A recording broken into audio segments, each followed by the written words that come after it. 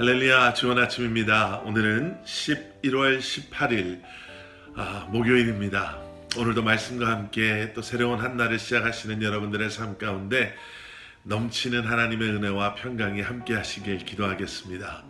오늘 우리에게 주시는 하나님의 말씀은 욥기 27장 13절부터 23절까지 말씀입니다.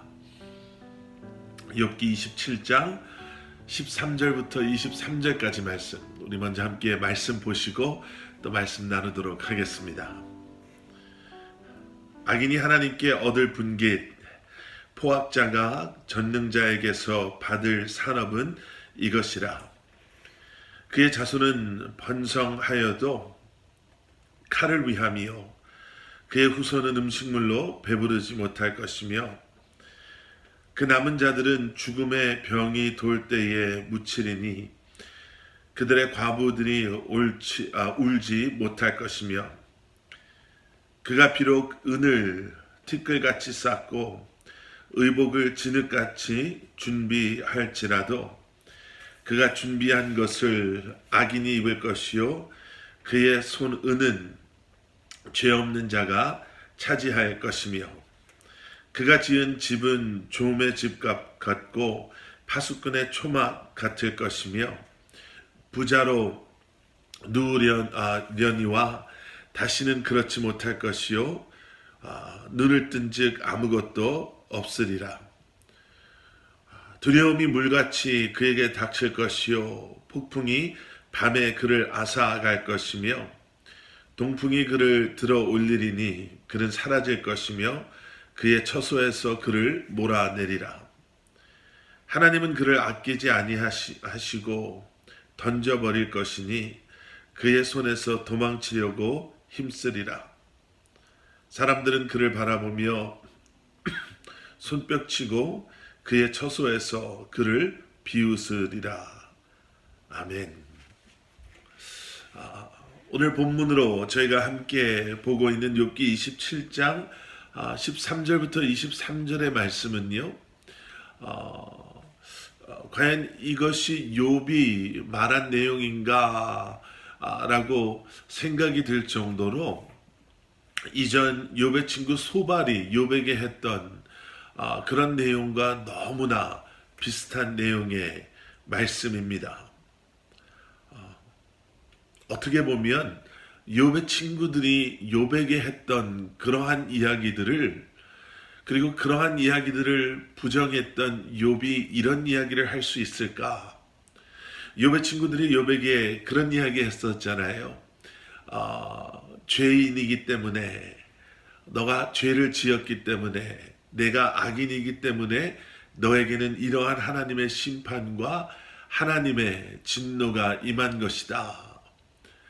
그렇게 이야기했을 때 욥은 그들을 향해 모든 것이 다 그렇지 않다라고 반박했었죠. 악인이 아닌 자들, 나처럼 하나님 앞에 부끄러움 없는 사람들, 의인의 삶 가운데도 어려운 일들은 있을 수 있다라고 이야기했던, 반박했던 욥을 생각해 보면 과연 지금 이 이야기를 하고 있는 것이 욥이 맞나 라고 생각이 들 정도입니다. 그리고 어떤 신학자들은 이 말씀이 아마 소발의 마지막 변론이 아닌가라고 주장하는 그러한 분들도 계시다고 합니다. 그런데 지금 이 오늘 본문의 말씀, 이 본문의 이야기들을 욥이 하고 있다라고 해도 무리가 되지 않는 것은, 여러분 어제 말씀 기억하시죠? 17장 12절에서 욥은 욥의 친구들에게 이렇게 이야기했습니다. 너희가 다 이것을 보았거늘 어찌하여 그토록 무익한 사람이 되었는가? 너희들 어떻게 이렇게 무익한 자가 되었냐라고 친구들을 향해서 이야기하죠. 그러면서 오늘 본문에서 욥은 그 말씀, 어제의 본문에 이어서 그 무익한 자들, 악한 자들의 현재와 그리고 결국에 대해서 이야기하고 있다라고 오늘 본문 말씀을 저희는 이해할 수 있습니다. 오늘 본문의 시작에서 욥은 이렇게 이야기하죠. 악인이 하나님께 얻을 분깃, 포악자가 전능자에게서 받을 산업은 이것이다. 욥은 이야기하죠. 지금 악인의 모습이 어떻다 하더라도 분명한 것은 반드시 하나님께서 그러한 악한 자들에게 내리실 분깃 또 산업, 하나님의 심판이 반드시 그들의 삶 가운데서는 있을 것이다 라고 이야기하고 있는 것입니다. 여러분, 우리가 살면서 참 힘들어하는 것 중에 하나가 악인들의 형통함 아니겠습니까? 그리고 의인의 그러한 어려운 삶의 모습, 특별히 우리가 그러한 의인의 삶을 살다가 정말 열심을 다해 신앙생활을 하다가 어려운 일을 당했을 때, 그리고 그런 우리 눈에 보여지는 정말 자기 마음대로 자기가 원하는 대로 사는 하나님과 또 신앙과는 전혀 상관없이 살아가는 세상의 사람들의 형통함을 우리가 보게 되면 참 그것이 받아들이기도 이해하기도 어렵죠. 그런데 욥은 우리에게 또 친구들을 향해 오늘 말씀을 통해 이렇게 선포하고 있습니다. 지금 우리 눈에 보이는 악인들의 형통함을 보고 부러워할 필요 없습니다. 지금 너희들이 누리고 있는 그 형통함이 전부인 것이라고 생각하지 말라라고 이야기하고 있죠. 악인들에게는 분명히 하나님께로부터 받게 될 결국이 있다라고 이야기합니다. 그것이 무엇인가? 첫 번째는 14절, 15절, 16절, 17절에 나오는 말씀이죠. 그들이 지금은 번성하는 것처럼 보여도 칼을 위함이요, 그의 후손은 음식물로 배부르지 못할 것이며, 그 남은 자들은 죽음의 병이 돌 때 묻힐 것이고 과부들은 울지도 못할 것이며, 그들이 은을 티끌같이 쌓고 의복을 진흙같이 쌓는다 하더라도, 그런 부를 누린다 하더라도 결국에는 다른 이들이 그들이 쌓아오는 그 부를 차지하게 될 것이다.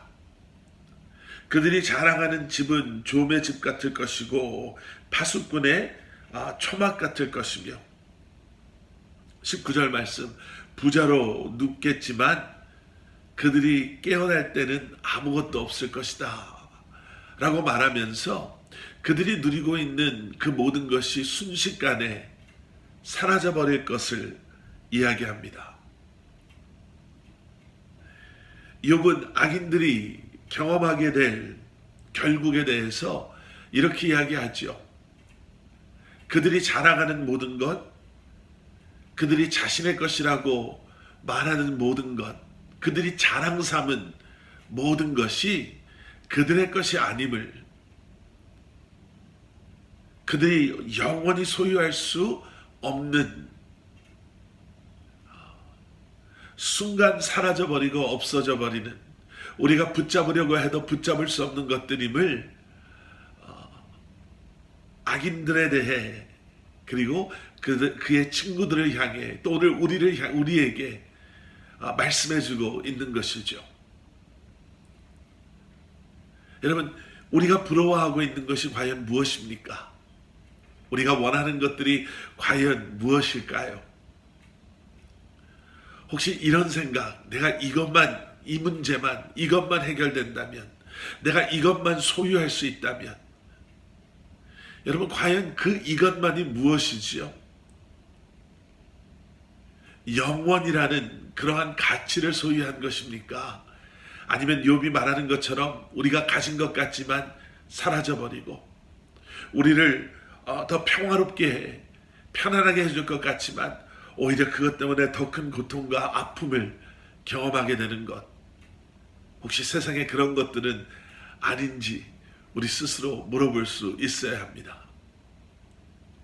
영원을 소유한 그리스도인들이 이 땅의 순간적인 것들 때문에 부러워하고 힘들어하고 괴로워한다면 그것처럼 어리석은 것은 없을 것입니다. 계속되어지는 말씀 속에서 욥은 악인에 대해서, 악인의 결국에 대해서 또 이렇게 이야기합니다. 20절 말씀, 두려움이 물같이 그에게 닥칠 것이요 폭풍이 밤에 그를 앗아갈 것이며 동풍이 그를 들어올리리니 그는 사라질 것이며 그의 처소에서 그를 몰아내리라. 두려움에 대한 이야기를 하고 있습니다. 모든 것을 다 소유해서 누구보다도 부럽지 않는 삶을 사는 것 같지만 악인의 결국에는 두려움 가득한, 그들의 마음에는 두려움 가득한 마음밖에는 없다라는 것이죠. 물같이 그를 덮쳐오는 밤의 폭풍처럼, 무섭게 불어오는 동풍처럼, 여러분, 세상의 염려와 걱정과 더 큰 문제와 우리를 두렵게 하는 일들로 말미암아 그의 삶 가운데는 평안이 있을 수 없다라는 거죠. 그리고 오늘 22절에서 이 모든 것의 하이라이트를 이렇게 표현하고 있습니다. 하나님은 그를 아끼지 아니하시고 던져버릴 것이니 그의 손에서 도망치려고 힘쓰리라. 여러분, 어저께 화요일 저녁 예배 때 이사야서 49장 15절 이하의 말씀을 함께 보면서 우리가 너무나도 힘들고 어려울 때 이러한 우리를 위로하시는 하나님의 말씀을 기억하시고 다시 한번 힘을 내시고 주님 앞에 나아가기를 원합니다 라고 말씀드렸죠. 그 위로하심의 말씀이 무엇입니까? 젖 먹는 아이를 그 어미가 잊는다 하더라도 나는 너희를 잊지 않겠다 라고 말씀하시는 하나님. 하나님의 손에 우리를 새겨놓고 늘 우리를 기억하시고 우리를 잊지 않겠다 라고 말씀하시는 하나님. 그런데 여러분, 악인의 결국은 그와 반대죠. 하나님께서 그를 아끼지 아니하시고 던져버릴 것이니, 여러분, 그것이 얼마나 비참하고 얼마나 무섭고 두려운 인생의 결말입니까? 하나님께서 그를 아끼지 아니하시고 하나님께서 그를 던져버리시는 인생. 여러분, 순간의 쾌락을 위해서, 순간의 즐거움을 위해서, 그리고 그 순간 내가 누리고 소유한 것을 세속적인 생각 속에 나의 것이다라는 착각, 내가 이루었다라는 착각 속에 오히려 그것이 우리로 하여금 하나님의 아끼는, 그러한 하나님의 자녀가 아닌, 아끼시지 않는, 던져버리시는 그러한 인생이 되는 것. 여러분, 그것이 얼마나 불쌍한 인생이고 그것이 얼마나 어리석은 인생인지 다시 한번 기억하시고, 그리고 세상에 그러한 사람들을 부러워하지 마시고 그들의 결국이 오늘 말씀을 통해 우리에게 보여주신 것처럼 이렇게 비참하고 이렇게 불쌍하고 이렇게 무서운 것임을 다시 한번 기억하시며 참된 소망과 참된 진리를 향해 주님 앞에 나아가시는 저와 여러분들 되시기를 주님의 이름으로 간절히 축원합니다. 함께 기도하시겠습니다. 사랑의 아버지 하나님, 우리에게 지혜를 더하시고 우리에게 믿음을 더하셔서 영적인 분별력을 가지고 세상의 것을 부러워하는 인생으로 사는 것이 아니라 다시 한번 영원한 주님의 나라를 소망하며 사모하며 오늘도 주님과 동행하는 삶을 누리는 저희들 되게 하여 주시옵소서. 예수 그리스도 이름 받들어 간절히 기도드렸사옵나이다. 아멘.